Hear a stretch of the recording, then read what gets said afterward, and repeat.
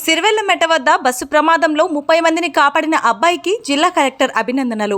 కొద్ది రోజుల క్రిందట జాతీయ రహదారి నంద్యాల జిల్లా సిరివెల్లమెట వద్ద జరిగిన బస్సు ప్రమాదంలో దాదాపు 30 మంది ప్రాణాలను కాపాడిన మెహరాజ్ ను అభినందిస్తూ నేడు గణతంత్ర దినోత్సవం సందర్భంగా నంద్యాల ఆర్ట్స్ కాలేజ్లో ఏర్పాటు చేసిన వేడుకలలో నంద్యాల జిల్లా కలెక్టర్ మరియు జిల్లా ఎస్పీ సునీల్ శరణ్ చేతుల మీదుగా ప్రశంసా పత్రం అందజేశారు. ఈ కార్యక్రమంలో మెహరాజ్ మరియు అతని మిత్ర బృందం, సోషల్ యాక్టివిస్ట్ అకానీ సిద్దిక్ పాల్గొన్నారు.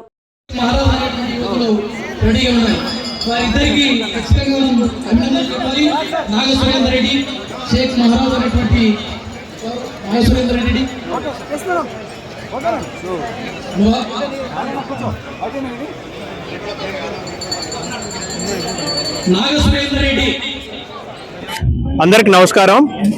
సిరివెల్ల పట్టణం దగ్గర బస్సు మొత్తం కాలిపోవడం జరిగింది.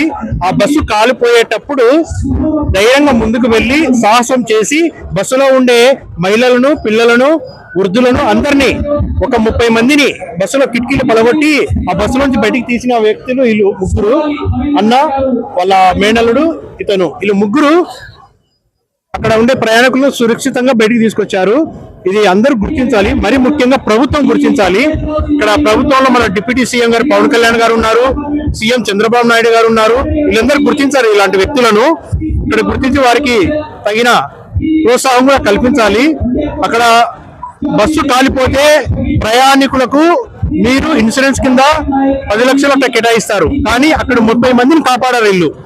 కనీసం వీళ్ళకు ఎలాంటి ప్రోత్సాహం ప్రభుత్వం నుంచి ఎలాంటిది రాలేదు.